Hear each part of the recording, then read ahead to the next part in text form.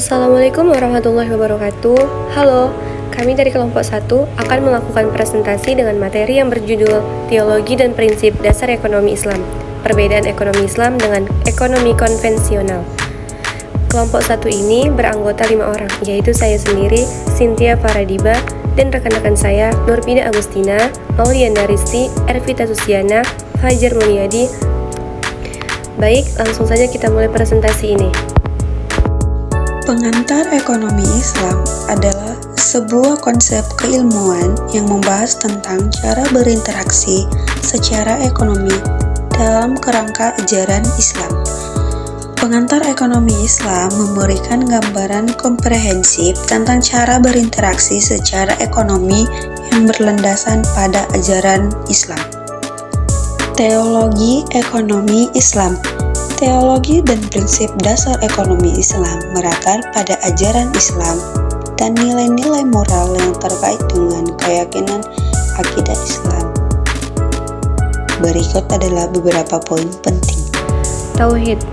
Tauhid adalah prinsip utama teologi ekonomi Islam yang menekankan bahwa semua sumber daya adalah milik Allah dan harus digunakan untuk kebaikan umat manusia.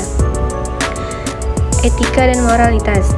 Teologi ekonomi Islam tidak hanya berfungsi sebagai dogma keagamaan, tetapi juga sebagai ilmu tentang perjuangan politik, sosial, dan ekonomi. Keimanan berfungsi sebagai landasan etik dan motivasi tindakan manusia. Kesejahteraan manusia. Tujuan utama dari ekonomi Islam adalah mencapai kesejahteraan yang tidak hanya bersifat material, tetapi juga spiritual. Ini mencakup permasalahan persaudaraan manusia, keadilan sosial ekonomi, kesucian kehidupan, kehormatan individu, harta, kedamaian, dan kebahagiaan jiwa. Adapun prinsip dasar ekonomi Islam yaitu 1. Larangan riba. Riba atau bunga dilarang dalam transaksi keuangan atau mendorong sistem yang lebih adil dan berbasis sebagai hasil. Kedua, keadilan sosial. Keadilan sosial dalam ekonomi Islam menekankan distribusi kekayaan yang adil dan pengentasan kemiskinan sebagai tanggung jawab sosial. Ketiga, transaksi yang jujur. Semua transaksi yang dilakukan dengan transparansi dan kejujuran menciptakan kepercayaan di antara pelaku ekonomi. Dengan demikian, teologi dan prinsip dasar ekonomi Islam membentuk suatu sistem yang bertujuan untuk menciptakan masyarakat yang sejahtera dan berkeadilan dengan landasan teologis yang kokoh dan motivasi yang kuat dan beriman. Perbedaan antara ekonomi Islam dan ekonomi konvensional. Perbedaan antara ekonomi Islam dan ekonomi konvensional dapat dilihat dari berbagai aspek termasuk sumber, tujuan, dan prinsip dasar yang mendasarinya. 1. Sumber dan dasar filosofis. Ekonomi Islam berlandaskan pada Al-Quran dan hadis yang memberikan pedoman tentang cara bertransaksi dan pengelolaan kekayaan. Sistem ini mengintegrasikan nilai-nilai spiritual dan etika dalam setiap aspek ekonomi. Ekonomi konvensional berdasarkan pemikiran manusia yang bersifat sekuler, tidak memiliki referensi dari wahyu, sehingga prinsip-prinsipnya dapat berubah seiring waktu dan seringkali mengabaikan aspek moral. 2. Tujuan. Ekonomi Islam bertujuan mencapai kesejahteraan dunia dan akhirat dengan menekankan keadilan sosial dan tanggung jawab moral dalam transaksi. Keseimbangan antara kebutuhan material dan spiritual adalah kunci. Ekonomi konvensional fokus pada keuntungan maksimal sebagai tujuan utama, seringkali mengabaikan dampak sosial dan lingkungan dari aktivitas ekonomi. 3. Prinsip transaksi. Ekonomi Islam melarang praktik riba, spekulasi berlebihan, dan transaksi yang tidak transparan, menekankan keadilan dalam distribusi kekayaan serta tanggung jawab sosial.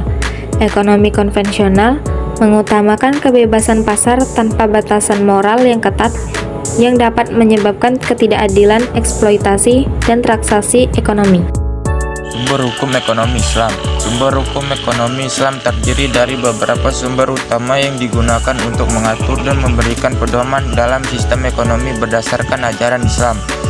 Berikut adalah sumber-sumber ekonomi Islam. Pertama, Al-Quran adalah sumber yang paling utama dan abadi dalam Islam, yang menjelaskan dasar-dasar hukum ekonomi seperti memerintahkan manusia untuk memenuhi janji dan menegaskan halal jual beli berserta haramnya riba. 2. As-Sunnah yaitu segala sesuatu yang disandarkan kepada Nabi Muhammad, baik berupa ucapan, perbuatan maupun taklirnya sunnah Nabi Muhammad, memberikan contoh dan pedoman praktis dalam bertransaksi dan mengelola kekayaan. 3. Ijma adalah konsensus baik dari masyarakat maupun dari cendekiawan agama. Ketika terjadi konsensus yang luas tentang sesuatu masalah, maka ijma dapat dijadikan sumber hukum. 4. Ijtihad dan qiyas. Ijtihad berarti meneruskan setiap usaha untuk menentukan sedikit banyaknya kemungkinan sesuatu persoalan syariat. Qiyas adalah menyamakan sesuatu yang tidak ada nas hukumnya dengan sesuatu yang ada nas hukumnya karena adanya persamaan lihat hukum. Sekian presentasi dari kelompok kami. Semoga materi presentasi kami bermanfaat. Terima kasih. Assalamualaikum warahmatullahi wabarakatuh.